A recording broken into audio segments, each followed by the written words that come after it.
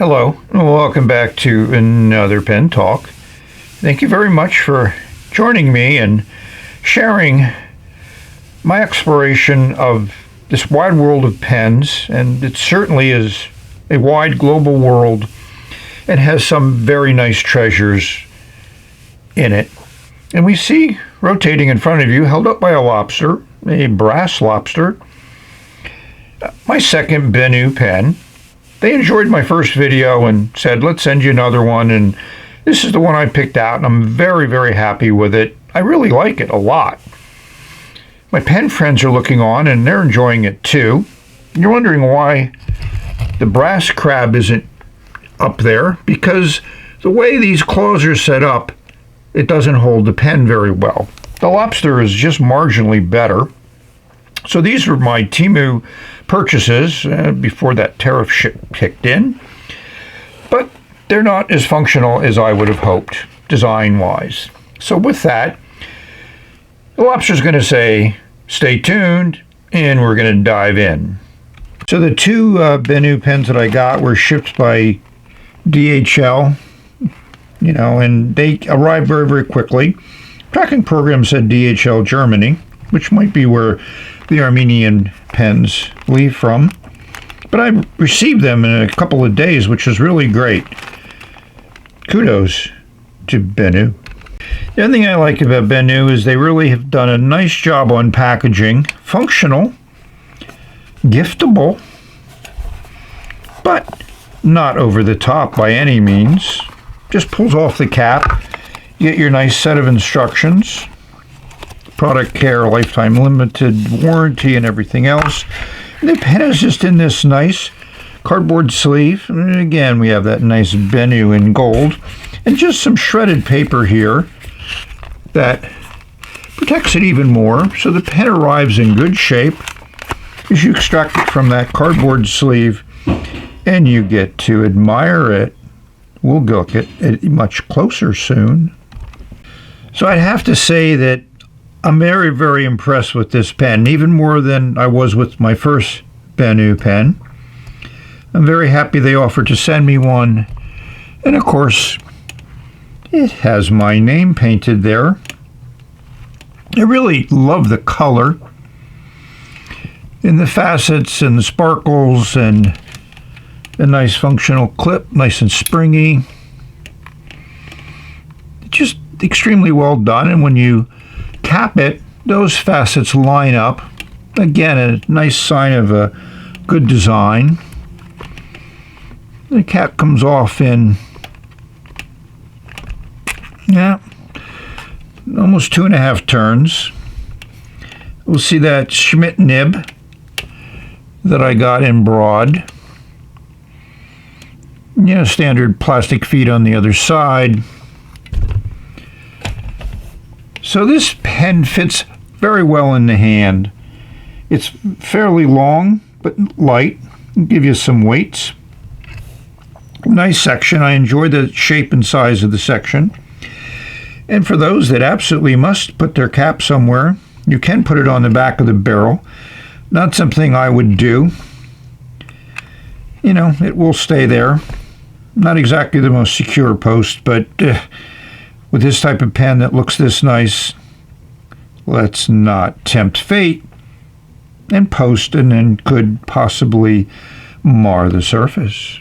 So here are my two Benu pens, so you can get to see the differences between the design work, the colors. They both have their attractions from a physical perspective.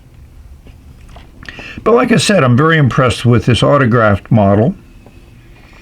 Here's what it looks like on their website, and there are links to their website in the video description. But just feast your eyes on this. Very well done. Everything nice fit and finish. And that painting, done by an artist, done by hand. Unique in the pen world. The Benu has taken it to many, many different levels. I follow them on Facebook, a link in the video description, and I enjoy seeing all the new models that they're coming out with. Feast your eyes, I certainly am. Which one do you like the best? So one thing that's nice about the Benu pen is it's easy to disassemble. And this is your classic Schmidt number 6 size nib. They always have that little metal collar there on the nib assembly. And it screws in to the section here. And they also give you one cartridge and a converter. So you have different choices on your method of filling. And of course I flushed the nib and feed as I usually do. So one of the really nice things Benu does is they make these nice block threads which you don't even feel, so you can certainly hold the pen wherever you want. And this little step up is also nice and rounded, so it's very comfortable. But those block threads give you multiple starts. So when you cap the pen, you spin it on, and there you can see the autograph of my name lines up with Benu and the clip. But if you take the cap off, I guess it takes a few turns, you'll find there's another start point, which is right there. Nope, sorry, it did it again, so we'll find another start point.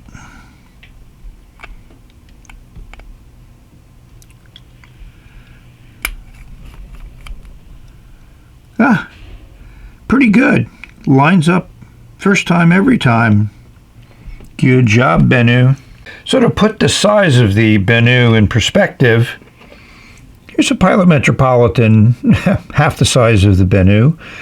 And here's a Lamy All-Star, not a small pen, but certainly much shorter than the Benu. Let's pop the caps and look at them from that perspective. So posted, the Benu is still the much longer pen of this group.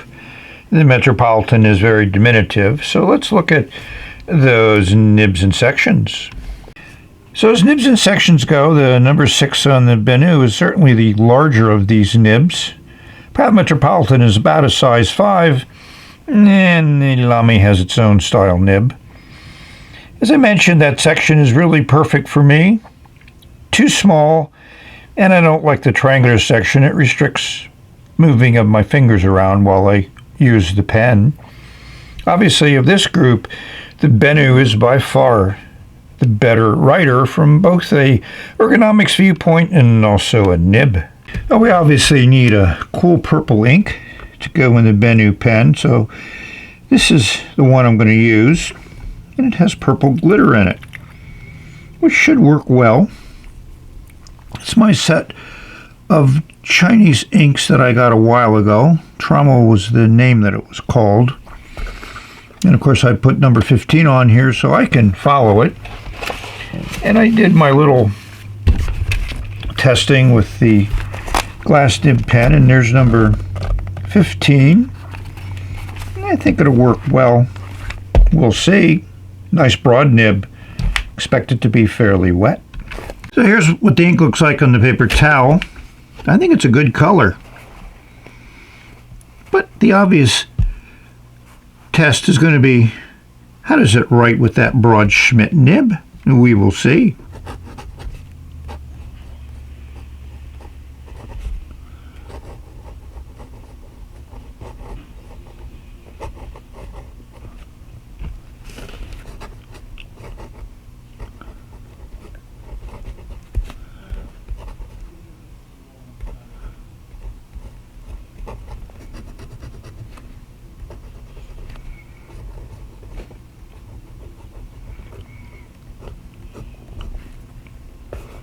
The broad Schmidt nib is definitely wet. We're getting a little bit of spread on this Fabriano paper. I think the nib is going to take a little bit of practice for me to be able to make it work the way I think it should. It's very smooth. In fact, almost a little too smooth for my tastes. Yes, butterily smooth is not one of my requests when I have a nib. I like feedback. I like feeling the nib on the paper, and a broad nib generally gives you good feedback, but this one doesn't.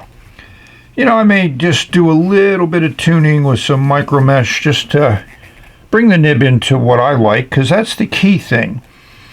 You know, fountain pens are all unique. They're all going to write in their own way, and it's a question of whether you can adjust or adapt to the way they write, or do you want to adjust them to adapt to your writing.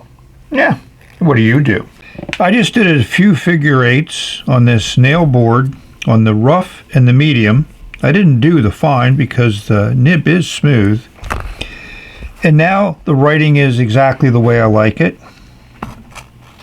Hopefully you can see some of the glitter. The ink has a decent amount of glitter. This was written before smoothing. This is after smoothing. I'm happy. Well, we're near the conclusion of the video review of this amazing pen that I'm very happy to share with you. I put both Benus here because I think both of them exhibit incredible characteristics that Benu puts into their pens. The hand painting, amazing colors, good fit and finish, a very functional pen, and also an amazing work of art. One of a kind work of art. Done by hand. Not a lot of things nowadays are done by hand. So, needless to say, I'm very, very happy with both of these pens. They both write differently, medium nib, broad nib, and a little touch up on the broad nib just got it from being good to great. And one of the things about owning fountain pens and using fountain pens is being comfortable doing some adjustments to a nib, just minor adjustments, if the nib doesn't exactly meet your requirements. It's a fun thing to do. It's an analog instrument. It's a mechanical instrument, and it responds to certain physical corrections, changes that you might do. Learning how you write, and learning how to write with a pen, and learning how to make a pen write better is part of the fun of fountain pens. So with that, I hope this video finds everyone safe, healthy, and happy, enjoying your pens, enjoying your life, having fun, sharing your joy, makes it even better. So with that, thank you all for watching.